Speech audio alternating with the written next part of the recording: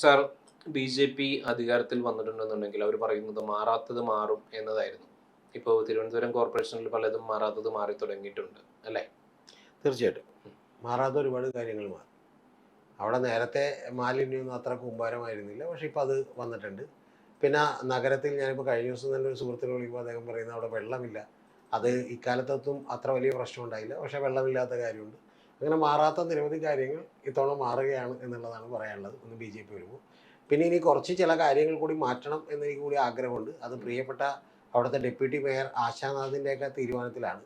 യഥാർത്ഥത്തിൽ അവിടെ കോർപ്പറേഷൻ തന്നെ റീലെടുക്കാനും സിനിമ ഷൂട്ടിങ്ങിന് വേണ്ടിയിട്ടുള്ള ഒരു സെറ്റൊക്കെ ഉണ്ടാകും. അത് അവർ പറയുന്നു 2 വർഷം മുമ്പ് എടുത്തതാണ്. അതിപ്പോൾ സൈബർ അണികൾ പ്രചരിപ്പിക്കുകയാണ്. അല്ലല്ല പാർട്ടിയിലുള്ളവർ അല്ല അതിൻ്റെ അല്ല പ്രചരിപ്പിക്കുകയാണ്. ഞാൻ പറയുന്നത്, അതിന് തെറ്റില്ല. ഞാൻ പറയുന്നത് കോർപ്പറേഷൻ തന്നെ അത്തരത്തിലൊരു സംവിധാനം ഇവിടെ ഉണ്ടാക്കണമെന്നുള്ളതാണ്. ഒന്ന് റീലൊക്കെ എടുക്കാനും അതുപോലെ തന്നെ വേണമെങ്കിൽ ഒരു ഷൂട്ടിംഗ് സെറ്റ് തന്നെ ഒരു 3 ലക്ഷം രൂപയൊക്കെ വരുന്ന ഒരു ഷൂട്ടിംഗ് നെറ്റ് എക്യുപ്മെൻറ്റും ഒക്കെ അവിടെ വെച്ചിട്ട് റീലെടുക്കേണ്ടതാണ് എന്നുള്ളതാണ് എൻ്റെ അഭിപ്രായം. പിന്നെ ആശാനാഥിൻ്റെ വേറൊരു സങ്കടം ഞാൻ കേട്ടു. ആ സങ്കടവും ഗവൺമെൻറ് പരിഗണിക്കേണ്ടതാണ്. കാരണം എന്ന് വെച്ചിട്ടുണ്ടെങ്കിൽ അവർക്ക് നേരെ മറ്റേ അവർ ഒരു പ്രകടനം നടത്തിയല്ലോ, ഇപ്പോൾ പോലീസിനും സർക്കാരിനും എതിരെ പോടാ പുല്ലേ പോലീസ് എന്നൊക്കെ പറഞ്ഞ് പ്രകടനം നടത്തി. അപ്പോൾ വെള്ളത്തിന് ആ പ്രകടനം ജലപീരങ്കി നടത്തിയപ്പോൾ ജലപീരങ്കിക്ക് ചെളിവെള്ളമാണ്. ചെളിവെള്ളമായിരുന്നു എന്നുള്ളതാണ്. അത് ഉപയോഗിക്കരുത്. നമ്മുടെ നടൻ ദിലീപൊക്കെ കുളിക്കാൻ വേണ്ടി ഉപയോഗിക്കുന്നത് മിനറൽ വാട്ടറാണ്. കാരണം അദ്ദേഹത്തിന് ഈ കാശുള്ളതുകൊണ്ട് മുടി കൊഴിഞ്ഞു പോകും എന്നുള്ളതുകൊണ്ട് അദ്ദേഹമൊക്കെ മിനറൽ വാട്ടറാണ് ഉപയോഗിക്കുന്നത്. അപ്പോൾ സത്യത്തിൽ ഞാൻ പറയുന്നത് അതുപോലെയുള്ള മിനറൽ വാട്ടറുകൾ മേടിച്ച് ടാങ്കർ ലോറിക്കകത്ത് ഫില്ല് ചെയ്ത് ഇവരുടെ മുഖത്തേക്കും അതുപോലെ കാലിലേക്കും ഒക്കെ അടിക്കാനായിട്ട് ഗവൺമെൻറ് തയ്യാറാകണം എന്ന് പറയുന്ന ഒരു കാര്യമാണ്. അങ്ങനെ മാറാത്ത നിരവധി കാര്യങ്ങൾ മാറിയാൽ നാറാത്തത് മാറും. ഇപ്പോൾ എം.പി. രാജേഷ് ഒക്കെ പറയുന്നു അവിടുത്തെ പല ലൈറ്റുകൾ വർക്ക് ചെയ്യാത്തതുമായിട്ട് ബന്ധപ്പെട്ടുകൊണ്ട് അദ്ദേഹം പറയുന്നു അത് കേരള റോഡ് ഫണ്ട് കോർപ്പറേഷന്റെ ചുമതലയാണ്. അതൊക്കെ അത് അവരുമായിട്ടുണ്ടാക്കിയിട്ടുള്ള കരാറിന്റെ ഭാഗമായിട്ടാണ് അതൊക്കെ വർക്ക് ചെയ്യാത്തത്. ആ തമ്പാനൂർ മേഖലകളിലൊക്കെ ഉള്ള ലൈറ്റ് അതിനെയൊക്കെ എങ്ങനെയാണ് നോക്കി കാണുന്നത്? തമ്പാനൂർ മേഖലയിലുള്ള ലൈറ്റ് ആണെങ്കിലും എന്താണെങ്കിലും ഇപ്പം അതൊക്കെ ഓരോരോ ചെറിയ ചെറിയ ഇഷ്യൂസ് ആണ്. ഇപ്പോൾ മാലിന്യ സംസ്കരണത്തിന് തന്നെ വേണമെങ്കിൽ അവർക്ക് ഇതുപോലെയുള്ള എക്സ്ക്യൂസ് ഒക്കെ പറയാനുള്ള ഒരുപാട് ഓപ്ഷൻസ് അത് ഒക്കെ ഉണ്ട്. വിലപ്പിൽച്ചുള്ള സമരവുമായിട്ട് വിളപ്പിൽശാല ബന്ധപ്പെട്ട് സമരമായിട്ട് ബന്ധപ്പെട്ട് പിന്നെ പ്രധാനപ്പെട്ട ഒരു കാര്യം ഞാൻ നിങ്ങളോട് പറയാം. മേയർ ചന്ദ്രികയായിരുന്നു എന്നൊക്കെ പ്രധാനപ്പെട്ട ഒരു കാര്യം ഞാൻ നിങ്ങളോട് പറയാം. ഇതിനേക്കാളൊക്കെ മുമ്പ് അവിടെ പലരും ഭരിച്ചിട്ടുണ്ട്. ഇപ്പൊ മേയർ ബ്രോ എന്നറിയപ്പെട്ടിരുന്ന വി.കെ. പ്രശാന്തോ ഭരിച്ചിട്ടുണ്ട്, ഒരു കുഴപ്പമുണ്ടായില്ല. സത്യത്തിൽ ഇത് പോകാൻ കാരണമെന്ന് പറയുന്നത് ആര്യനെ കയറ്റി ഏറ്റവും പ്രായം കുറഞ്ഞ മേയർ എന്നൊക്കെ പറഞ്ഞ് ഒരു മേയറെ കയറ്റി അവിടെ ഇരുത്തുകയും അതിൻ്റെ പുറകിലിരുന്ന് പിൻസീറ്റ് ഡ്രൈവിംഗ് നടത്തിക്കൊണ്ട് അവിടെ വലിയ അഴിമതി നടത്താനുള്ള സാഹചര്യമൊക്കെ തന്നെ CPM ഉണ്ടാക്കിയതുകൊണ്ട് പറ്റിയിട്ടുള്ള ഒരു കാര്യമാണ്. പിന്നെ അത് മാത്രമല്ല, ഞാൻ പറഞ്ഞ മൈതാനം മാത്രമല്ല, ഇവൻ പൊങ്കാലയിൽ നിന്ന് ഇഷ്ടിക എടുത്തുകൊണ്ട് പോകരുത് എന്ന് പറയുന്ന അടക്കം ആവശ്യമുള്ളതും ഇല്ലാത്തതുമായിട്ടുള്ള നിരവധി വിവാദങ്ങൾ ഉണ്ടാക്കി. ഈ വിവാദങ്ങളുടെ എല്ലാ ഉദ്ദേശം വളരെ കൃത്യമായി പൊളിറ്റിക്കലി വളരെ തന്ത്രപരമായിട്ടുള്ള ഒരു പ്രചരണം ബി.ജെ.പിയും കോൺഗ്രസും നടത്തുകയായിരുന്നു എന്നുള്ളതാണ് വാസ്തവം. ആര്യയുടെ ഭാഗത്ത് മിസ്റ്റേക്ക് ഉണ്ട്, ഞാനില്ലെന്ന് പറയുന്നില്ല. പക്ഷെ നിങ്ങൾ അറിയേണ്ടത് എങ്ങനെയാണ് നമ്മൾ കൃത്യമായിട്ട് എടുത്ത് നോക്കിയേക്കണം. അപ്പോൾ വീണ ജോർജ് തന്നെ രാജിവെക്കണം എന്ന് പറഞ്ഞൊരു പ്രതീതി നിർമ്മാണം എങ്ങനെയാണ് ഒരു മോശപ്പെട്ട മന്ത്രി എന്ന് പറഞ്ഞ നിലയിൽ ഉണ്ടാക്കുന്നത്, അതേപോലെ തന്നെ യഥാർത്ഥത്തിൽ എക്സാജറേറ്റഡ് ആയിട്ടുള്ള ഒരു പ്രതീതി നിർമ്മാണം ഈ മേയർ ആര്യ രാജേന്ദ്രനെതിരെ ഉണ്ടായിരുന്നു. അതിൽ ഞാൻ ഒരിക്കലും പറയുന്നില്ല കേട്ടോ അവർ ക്ലീൻ ആയിരുന്നു എന്നൊന്നും പറയുന്നില്ല. പക്ഷെ അത്തരത്തിലുള്ള കാര്യമുണ്ട്. അതിപ്പോൾ ഇഷ്ടിക എടുത്തുകൊണ്ട് പോകല്ലേ, അത് പോകുന്നവർക്കെതിരെ ഫൈൻ ഇടും എന്ന് പറയുന്ന ഓരോ കാര്യവും നിങ്ങൾ എടുത്തു നോക്കിയാൽ കാണാം ഇവർക്കെതിരെയുള്ള വെറുപ്പാക്കി മാറ്റാനായിട്ട് അത് പ്രതിപക്ഷത്തിന് കഴിയുന്നു. ആ കഴിയിൽ കൊണ്ടാണ് പ്രതികരിക്കാനോ അതിനെതിരെ ഒന്നും തനിക്ക് നേരെ പ്രതികൂലമാക്കാനോ ആര്യ രാജേന്ദ്രന് കഴിഞ്ഞില്ല. അവരത് ആ ഒരു ഇവരുടെ ഒരു ആശയം വർദ്ധിപ്പിക്കാനാണ് അല്ല അതിനുള്ള മിടുക്കൊന്നും ആര്യ രാജേന്ദ്രൻ ഇല്ലല്ലോ. കാരണം സ്കൂളിൽ കോളേജിൽ പഠിച്ചുകൊണ്ടിരുന്ന ഒരു പെങ്കൊച്ചിനെ പിടിച്ച് നേരെ മേയറാക്കി കൊണ്ടുവന്നിരുത്തുന്നു. കുറേ MLA-യുടെ ഭാര്യയെങ്കിലും ആണല്ലോ. അല്ല MLA-യുടെ ഭാര്യ ആയതുകൊണ്ടൊന്നും കാര്യമൊന്നുമില്ല. അവരവർക്ക് മിടുക്കുവാണ്. അല്ലാതെ സച്ചിൻ ദേവ് രാവിലെ വൈകുന്നേരം വന്നിട്ട് ഈ പണി നോക്കാൻ പറ്റും? അത് നോക്കാൻ പറ്റില്ല. അപ്പൊ അത്തരത്തിലുള്ള ചില പ്രശ്നങ്ങൾ ഉണ്ടായിരുന്നു. നിങ്ങൾ അറിയേണ്ടത് അവരുടെ പൂർവ്വകാലത്തെ സംബന്ധിച്ച് പോലും വലിയ വിമർശനങ്ങളൊക്കെ ഉണ്ടായിട്ടുള്ള ഒരു കാലമുണ്ട്. ഒന്ന് ആലോചിച്ച് നോക്കാം. അതൊന്നും ഏതെങ്കിലും മേയർക്കെതിരെ ഇവിടെ ഉണ്ടാവുന്നുണ്ടോ? അപ്പൊ അതിനൊന്നും ആവശ്യമില്ല. അപ്പൊ അതൊക്കെ വളരെ ബോധപൂർവം എന്തുകൊണ്ട് സൃഷ്ടിക്കപ്പെട്ടു എന്ന് ചോദിച്ചാൽ ഒറ്റ കാര്യമുള്ളൂ, ബി.ജെ.പിക്ക് അവിടെ വളരാനുള്ള വലിയ സാഹചര്യമുണ്ടെന്നും വേണമെങ്കിൽ നഗരസഭ പിടിച്ചെടുക്കാൻ കഴിയുമെന്നും 32ഓളം വരുന്ന കൗൺസിലേഴ്സായി അവിടുത്തെ പ്രതിപക്ഷമാണ് അവരെന്നൊക്കെ അറിയാവുന്നതുകൊണ്ടാണ് ഇത്തരത്തിലുള്ള കാര്യങ്ങളൊക്കെ തന്നെ സംഭവിച്ചിട്ടുള്ളത്. പിന്നെ ഞാൻ പറഞ്ഞിട്ടുണ്ടെങ്കിൽ രാജു എന്ന് പറയുന്ന ഒരു ഡെപ്യൂട്ടി മേയറാണ് അവിടെ കുറേ കാലം ഉണ്ടായിരുന്നത്. ഈ രാജു എന്ന് പറയുന്ന ഒരു CPI-കാരനാണ്. പുള്ളി വെള്ളമടിക്കുകയില്ല എന്നൊക്കെ നമുക്കറിയില്ല, പക്ഷെ അതുപോലെയാണ് പുള്ളി പെരുമാറിക്കൊണ്ടിരുന്നത്. കാരണം അവിടെ സമരം നടത്തുന്ന ആളുകളെ തുണിപൊക്കി കാണിച്ചു എന്ന് പറയുന്ന, മുണ്ടുപൊക്കി കാണിച്ചു എന്ന് പറയുന്ന ആരോപണമൊക്കെ വരെ ഉണ്ടായിരുന്നു. അപ്പൊ ഇത്തരത്തിൽ ആകെ കുത്തഴിഞ്ഞുള്ള ഒരു ലെവലിലായിരുന്നു. അല്ല ഒരു കാര്യം കൂടി അല്ല, അതിൽ വേറൊരു കാര്യം കൂടി ഉണ്ട്. ഇത് സത്യത്തിൽ ഈ ചർച്ചകളെല്ലാം തന്നെ തിരുവനന്തപുരത്ത് മാത്രം ഒതുങ്ങിക്കേണ്ട ഒരു കാര്യമാണ്. പക്ഷെ അത് തിരുവനന്തപുരത്തും അതുപോലെ തന്നെ കൊച്ചിയിലും സംസ്ഥാനം മൊത്തം വ്യാപിക്കാവുന്ന ലെവലിലേക്ക് ഈ പ്രചരണം നടത്തിയത് പോലും BJPക്ക് അവിടെ അധികാരത്തിൽ വരാൻ കഴിയുമെന്നുള്ളതുകൊണ്ടാണ്. അതിന്റെ പുറകിലുള്ള കാര്യം ജനം മനസ്സിലാക്കിയില്ല. ഒന്ന്. ഇനി രണ്ടാമത്തെ കാര്യം, ഈ പ്രചരണം നടത്തുന്ന പോലെ എളുപ്പമല്ല ഭരണം എന്നുള്ളത് ഇപ്പൊ ഏതാണ്ട് മനസ്സിലായി. പിന്നെ ഒരു കാര്യം കൂടി പറയാം, ഇപ്പോഴും അത് പിടിച്ചിരിക്കുന്നത് എങ്ങനെയാണെന്നറിയാമോ? ഇപ്പോഴും അത് പിടിച്ചിരിക്കുന്നത് VV രാജേഷ് അവിടെ ഇരിക്കുന്നതുകൊണ്ടാണ് കേട്ടോ. VV രാജേഷ് പ്രകാരം സത്യത്തിൽ ശ്രീലേഖ IPS എങ്ങാനും അവിടെ കയറ്റി മേയറാക്കി ഇരുത്തിയിരുന്നുവെങ്കിൽ ഇതിനേക്കാൾ വലിയ ദുരന്തവും മിക്കവാറും 5 കൊല്ലം തികക്കാതെ പോലും എന്ത് ചെയ്യേണ്ടി വന്നാൽ അവിടെ പറ്റിയാണ്. സത്യത്തിൽ CPM ചെന്ന് രാജീവ് ചന്ദ്രശേഖർ കണ്ട് പറയേണ്ടതായിരുന്നു, പ്ലീസ് എങ്ങനെയെങ്കിലും ദൈവത്തെ ഓർത്ത് നിങ്ങൾ ആ എന്ത് ചെയ്യൂ ശ്രീലേഖ IPSന് കൊടുക്കൂ എന്ന് പറയേണ്ടതായിരുന്നു. അപ്പൊ അതിന് പകരം അത് നല്ലൊരു മൂവാണ് BJP നടത്തിയത്. ഒരു പക്ഷേ ഈ ശ്രീലേഖയെ മേയറാക്കാതിരുന്നതാണ് BJP നടത്തിയിട്ടുള്ള ഏറ്റവും അല്ല മേയറാക്കിയില്ലെങ്കിലും കുഴപ്പമില്ല. ഇപ്പൊ ആശാനാഥിനെ പോലെയുള്ള ആളുകളെ വെച്ചിട്ട് BJP അത് അഡ്ജസ്റ്റ് ചെയ്തു. കാരണം BJPയുടെ സ്വസിദ്ധമായ മണ്ടത്തരങ്ങൾ കൊണ്ടിട്ട് BJPക്ക് ഇപ്പൊ അതിന്റെ പുറത്ത് യാതൊരു പിടിയില്ല. അവിടെ ആളുകൾ എന്താ ചെയ്യണമെന്ന് അറിയാൻ പാടില്ല. VV രാജേഷ് കുറെ കാര്യങ്ങൾ ചെയ്യാൻ വേണ്ടി ശ്രമിക്കുന്നുണ്ട്, പക്ഷെ അതൊന്നും ഫലവത്താകില്ല. അതിനൊക്കെ പ്രധാനപ്പെട്ട കാര്യം എന്ന് വെച്ചാൽ നിരവധി കാര്യങ്ങളുമായിട്ട് നിരവധി കരാറുകൾ ഒരുപാട് ഈ പറയുന്ന പോലെ നിരവധി കരാറുകൾ അവസാനിക്കുന്നതിന് കാലതാമസം ഉണ്ടല്ലോ. അതൊക്കെ ഈ പറയുന്ന BJPയുടെ ഈ ഭരണകാലത്ത് തന്നെ അവസാനിപ്പിക്കാൻ അവർക്ക് കഴിയും. നിങ്ങളിപ്പോ നാളെ കൊച്ചിൻ കോർപ്പറേഷൻ ഭരിക്കുന്ന ആളുകൾക്ക് നിങ്ങൾ ഇത്തരത്തിലുള്ള ഒരു അഡ്വാൻറ്റേജ് കൊടുക്കുമോ? കരാർ അവസാനിപ്പിക്കുന്നതിന്റെ അല്ലെങ്കിൽ തുടങ്ങുന്നതിന്റെ? ഞാനിപ്പോൾ അതിന്റെ വിശദാംശങ്ങളിലേക്കൊന്നും പോകുന്നില്ല. അവിടുത്തെ തിരുവനന്തപുരം കോർപ്പറേഷൻ CAG റിപ്പോർട്ട് തന്നെ ഉണ്ട്. അതായത് ആര്യ ഭരിക്കുമ്പോൾ ആ ഭരിക്കുന്ന റിപ്പോർട്ട് വായിച്ചിട്ടുള്ള ഒരാളാണ് ഞാൻ. അവിടെ എനിക്കറിയാം കൃത്യമായിട്ട് എന്തൊക്കെ പ്രശ്നങ്ങളുണ്ടെന്ന്. അതൊന്നും ഒരിക്കലും VV രാജേഷിനെ കൊണ്ട് പരിപൂർണമായി ഇപ്പോൾ പരിഹരിക്കാൻ പറ്റുന്നതല്ല ഒന്ന്. പക്ഷെ പ്രധാനപ്പെട്ട ഒരു കാര്യം എന്ന് പറയുന്നത് ഒരൊറ്റ കാര്യമുള്ളൂ, ഇതിനൊക്കെ എതിരെയുള്ള നടപടികൾ യഥാസമയത്ത് എടുക്കുന്നതിന് VV രാജേഷ് ഒന്നും കഴിയുന്നില്ല എന്നുള്ളതാണ് വാസ്തവം. കാരണം ഇത് ഒറ്റക്ക് വിചാരിച്ചാൽ ഭരിക്കാൻ പറ്റുന്ന ഒരു കാര്യമല്ല. പിന്നെ തുറന്നൊരു കാര്യം കൂടി പറയാം, ഒരു MLA ആകുക എന്ന് പറഞ്ഞ സത്യത്തിൽ ഈ നാട്ടിൽ ഇപ്പോൾ എളുപ്പമാണ്. അതൊരു വലിയ ഉത്തരവാദിത്വമൊന്നുമില്ല. കാരണം അവർക്ക് കിട്ടുന്ന ഫണ്ട് 5 കോടി രൂപ കിട്ടുമെങ്കിൽ 5 കോടി രൂപ ചെയ്യാനുള്ള പദ്ധതികൾ മാത്രം ഉണ്ടാക്കിയാൽ മതി. മേയർ ആവുക, ഒരു ജില്ലാ പഞ്ചായത്ത് മെമ്പർ ആവുക, ജില്ലാ പഞ്ചായത്ത് പ്രസിഡന്റ് ആവുക എന്നൊക്കെ പറയുന്ന പോലെ വലിയ ഉത്തരവാദിത്തമുള്ള ജോലിയാണ്. എന്താ കാര്യം എന്നറിയോ? തിരുവനന്തപുരം കോർപ്പറേഷൻ, കൊച്ചി കോർപ്പറേഷനും അതുപോലെ തന്നെ കാലിക്കറ്റ് കോർപ്പറേഷനും ഒക്കെ എടുത്തു വെച്ചാൽ ആവറേജ് അവരുടെ ബഡ്ജറ്റ് എന്ന് പറയുന്നത് ഒരു 1200 കോടി രൂപയാണ്. 1300 കോടി രൂപയൊക്കെ ഉണ്ട്. ഇപ്പൊ തിരുവനന്തപുരത്തേക്ക് ഇത്തിരി കൂടി കൂടുതലാണ്. ഞാൻ പറഞ്ഞത് 1300 കോടി രൂപയാന്ന് വിചാരിക്കും, 1200 വിചാരിക്കും.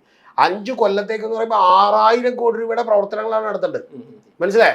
പ്ലസ് നിങ്ങൾ അറിയേണ്ടത് ഒരു 10-500ഓളം വരുന്ന അല്ലെങ്കിൽ 1000ഓളം വരുന്ന സ്റ്റാഫുകളെ ഡേ ടു ഡേ അഫയേഴ്സ് മൊത്തം മാനേജ് ചെയ്യണം. സത്യത്തിൽ സംസ്ഥാന ഗവൺമെന്റ് പോലുള്ള അത്ര പ്രശ്നമില്ല. കാരണം ഒരു ദിവസം വർക്ക് ചെയ്യാതിരുന്നാൽ ഇപ്പൊ വില്ലേജ് ഓഫീസർ 2 ദിവസം അടച്ചിട്ടിരുന്ന ഇത്ര പ്രശ്നമുള്ളൂ. ഇവിടെ ശരിക്കും പറഞ്ഞാൽ കാഷ്വൽ ലേബറേഴ്സ് കൊച്ചി കോർപ്പറേഷൻ ഒരു ദിവസം വർക്ക് ചെയ്തില്ലെങ്കിൽ പിറ്റേ ദിവസം നമുക്ക് ഈ നഗരത്തിൽ കൂടി നടക്കാൻ പറ്റില്ല. അപ്പൊ അത്തരത്തിലുള്ള വലിയ പ്രവർത്തനങ്ങൾ ഡേ ടു ഡേ അഫയേഴ്സ് ഇതെല്ലാം തന്നെ ഏകോപിപ്പിക്കേണ്ടതുണ്ട്. അങ്ങനെ ഏകോപിപ്പിക്കുന്നതിന് ഇടക്കൂടി വേണം സത്യം പറഞ്ഞിട്ടുണ്ടെങ്കിൽ കൈയിട്ട് വരാനും അഴിമതി നടത്താനും. മനസ്സിലായി? അപ്പൊ ഇതെല്ലാം കൂടിയൊക്കെ മാനേജ് ചെയ്യുക. അതിന്റെ ഒരു പാരമ്പര്യവും VV രാജേഷിനുണ്ട്. അല്ല അതൊക്കെ കൊണ്ട് തന്നെയാണ്, ഞാനിപ്പോ അതിലേക്കൊന്നും കിടക്കുന്നില്ല. അതൊക്കെ കൊണ്ട് തന്നെയാണ് ഞാൻ പറഞ്ഞത്. ഈ പേര് വളരെ നല്ല പേരുണ്ടാക്കാനൊക്കെ വലിയ ബുദ്ധിമുട്ടായിരിക്കും എന്ന് പറഞ്ഞാൽ അതുകൊണ്ടാണ്. അതുകൊണ്ട് BJP വിചാരിക്കുന്നത് ഇപ്പൊ ഗുജറാത്തിലൊക്കെ ഒരു കോർപ്പറേഷൻ മുനിസിപ്പാലിറ്റി ഒക്കെ പിടിച്ചുകൊണ്ടാണ് അധികാരത്തിലേക്ക് വന്നതെന്ന് പറഞ്ഞ പോലെ ഇവിടെ ആവർത്തിക്കുമെന്നാണ് വിചാരിക്കുന്നത്. പക്ഷെ ഇവിടെ സത്യത്തിൽ ഇത് വലിയ തിരിച്ചടിയാണ് ഉണ്ടാക്കാൻ പോകുന്നത്. ഇപ്പൊ ഉദാഹരണത്തിന് തൃശ്ശൂർ സുരേഷ് ഗോപി ജയിച്ചു, എന്തെങ്കിലും ഗുണം BJPക്ക് ഉണ്ടായോ?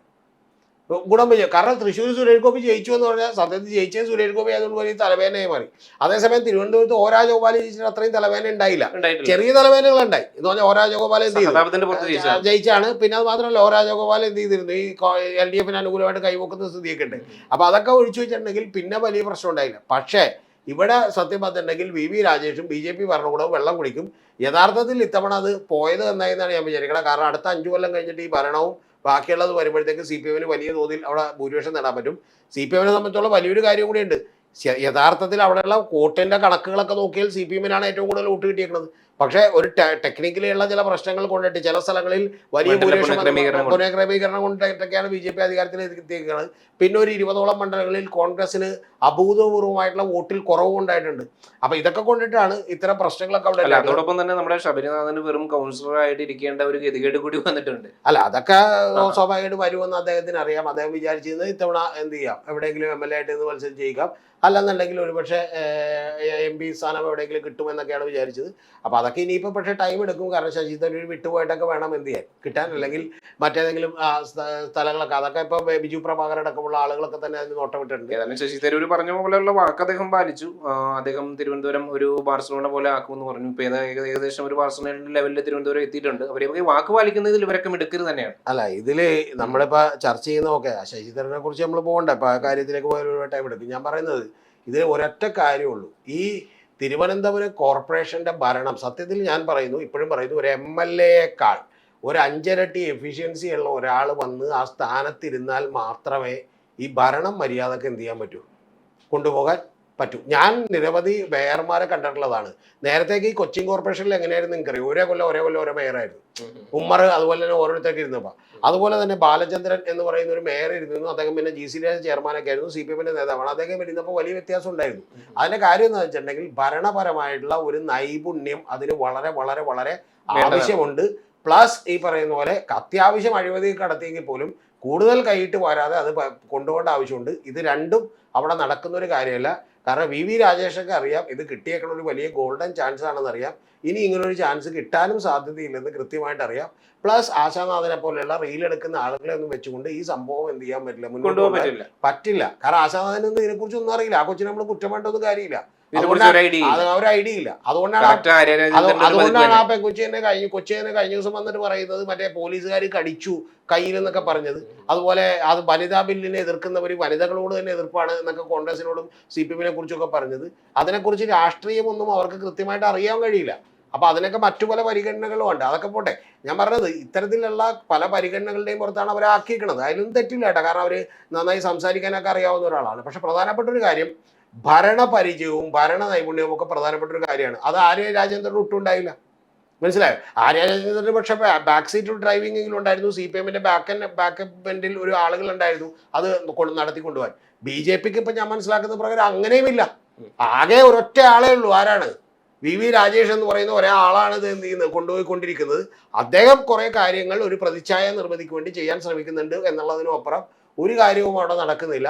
അത് യഥാർത്ഥത്തിൽ ഇനി ഇതുപോലുമല്ല പ്രശ്നം. ഇതിന്റെ അടുത്ത പ്രശ്നം എന്താ വെച്ചിട്ടുണ്ടെങ്കിൽ ഇപ്പൊ തന്നെ അത് നിയമസഭയിൽ അവർക്ക് തിരിച്ചടിയായിട്ടുണ്ട് കുറച്ചെങ്കിലും. അത് കഴിയുമ്പോൾ ഞാൻ വിചാരിക്കുന്ന ഒരു കാര്യം, ലോക്സഭയിലേക്ക് വരുമ്പോൾ ഇത് വലിയ തിരിച്ചടി വീണ്ടും ആകും. 2029 വരുമ്പോഴത്തേക്ക് ഇത് ഇതിനേക്കാൾ വലിയ തലവേദനയിലാവും.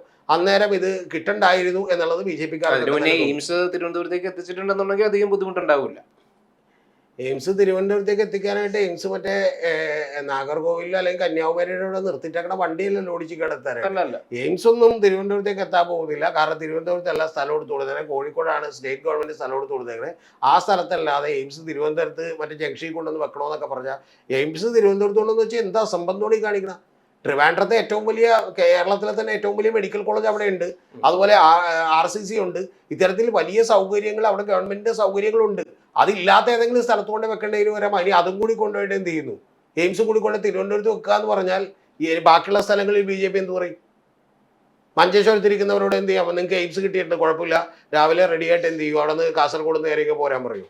എന്താണ് ഇവർ ഉദ്ദേശിക്കുന്നത്? അതുകൊണ്ട് അതൊന്നും നടക്കണ കാര്യമല്ല. പിന്നെ എയിംസ് വരും എന്നുള്ളത് എന്താണ്, എയിംസ് വരും മറ്റേ മോനെന്ന് ഞാൻ പറയുന്നില്ല, എയിംസ് വരും. പക്ഷേ ഒറ്റ കാര്യമുള്ളൂ, അത് തിരുവനന്തപുരത്തൊന്നും വരില്ല. ഗവൺമെന്റ് സ്ഥലം എടുത്ത് കൊടുത്തേക്കുന്ന സ്ഥലത്തേ വരാൻ സാധ്യതയുള്ളൂ. ഇനി അല്ലെങ്കിൽ സുരേഷ് ഗോപിക്ക് അടുത്തവണ മത്സരിക്കാനുള്ള ആലപ്പുഴയിൽ വരാൻ സാധ്യതയുണ്ട്. ഇനി ആലപ്പുഴയിൽ പുള്ളി മത്സരിച്ച് ജയിക്കില്ല, ജയിച്ചിട്ടുണ്ടെങ്കിൽ പുള്ളി അടുത്തവണ തിരുവനന്തപുരത്തേക്ക് മാറുമായിരിക്കും. അങ്ങനെയാണെങ്കിൽ ചിലപ്പോൾ അവിടെ വരുമായിരിക്കും. എന്താണെങ്കിലും ശരി, നമുക്ക് കാത്തിരുന്ന് കാണാം. പിന്നെ CPM-ന്റെയും പിണറായി വിജയനും പറഞ്ഞിട്ടുള്ള ഒരു പദ്ധതി ഉണ്ട്, അതാണ് പെട്ടെന്ന് നടക്കാൻ പോകുന്നതെന്നാണ് ഞാൻ വിചാരിക്കണം. എയിംസിന്റെ നിലവാരത്തിലുള്ള ഹോസ്പിറ്റൽ എന്ത് ചെയ്യും, വരുത്തുമെന്നാണ്. അങ്ങനെ വരുത്തിയാൽ കുറച്ചും കൂടി നല്ലത്. എയിംസ് ഗവൺമെന്റ് അനുവദിക്കാതിരിക്കാനൊന്നും കഴിയില്ല കേന്ദ്ര ഗവൺമെന്റ്. കാരണം ഇപ്പൊ ഏതാണ്ട് എല്ലാ സ്റ്റേറ്റുകളിലും തന്നെ അനുവദിച്ചു കഴിഞ്ഞു. ഇനി ആകെയുള്ളത് കേരളത്തിലൊക്കെ ഉള്ളൂ. അപ്പൊ ഇത് കൊടുക്കാനാണ് സാധ്യത. പക്ഷെ പ്രധാനപ്പെട്ട ഒരു കാര്യം, അതൊക്കെ പണിത് വരുമ്പോൾ ഒരു 4-5 കൊല്ലത്തേക്ക് എന്ത് ചെയ്യും കഴിയും.